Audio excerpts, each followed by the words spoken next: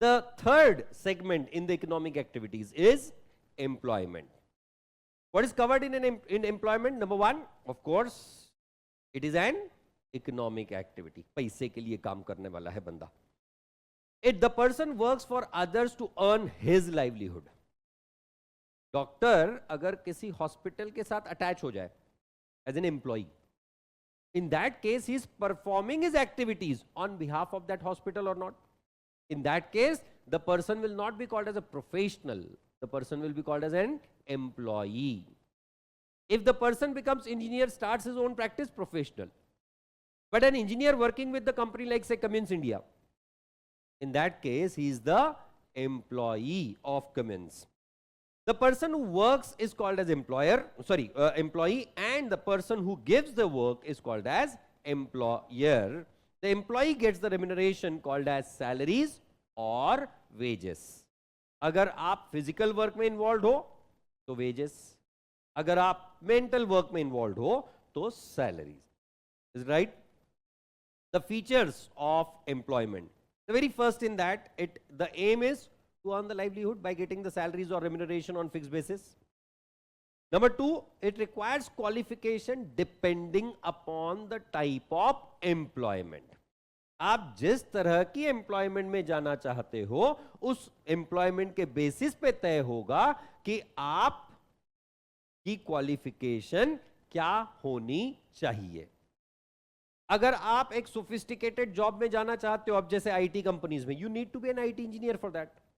Unless and until you have completed your engineering in computer science, you cannot be working with some IT companies unless and until their work is something different.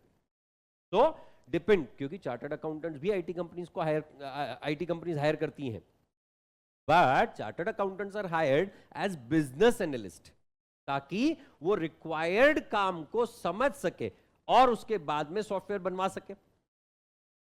तो आपकी requirement क्या है उस पर तय होगा कि आपकी क्वालिफिकेशन क्या होनी चाहिए. There can be unskilled worker, there can be semi skilled worker, there can be the skilled employees, and the level of employees will be depending upon the type of work. Monetary returns will be fixed in the form of salaries or in the form of wages. Salaries ये monthly basis पे दी जाती हैं, whereas wages can be given on daily basis or on weekly basis.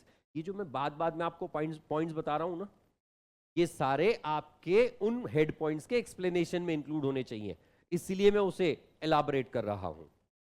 Alright? The next one, capital requirement L है. मैं क्यों पैसा लगाएगा भाई? मेरे को पैसा नहीं लगाना था इसीलिए तो मैं एम्प्लॉय बना. अगर पैसा लगाना ही होता तो मैं बिजनेस करता, मैं जाके प्रोफेशनल होता. Right? So no capital requirement when it comes to the employment.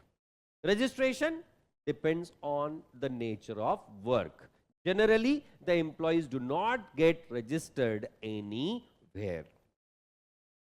The next one, non transferability. Again, my work cannot be transferred. If I am the employee of some company, my work cannot be transferred to my children. Sir ऐसे कैसे? Government offices में तो होता है. Government offices में assurance होता है that if your children are qualified, then they will be given the job based on their qualification, not in replacement of the employee. भाई तू आज छोड़ के जा, तेरी जगह हम तेरे बच्चे को रख लेंगे. Nothing of that kind works. Right? That's why it is called as non transferable, जो कि प्रोफेशन में भी था. प्रोफेशन में भी कंसेप्ट क्या थी? Non transferable. The nature of work, जो एम्प्लॉयर कहेगा, एम्प्लॉयर की जो इच्छा वो हम करेंगे. That is as simple as that. That is nothing but what you call as nature of work.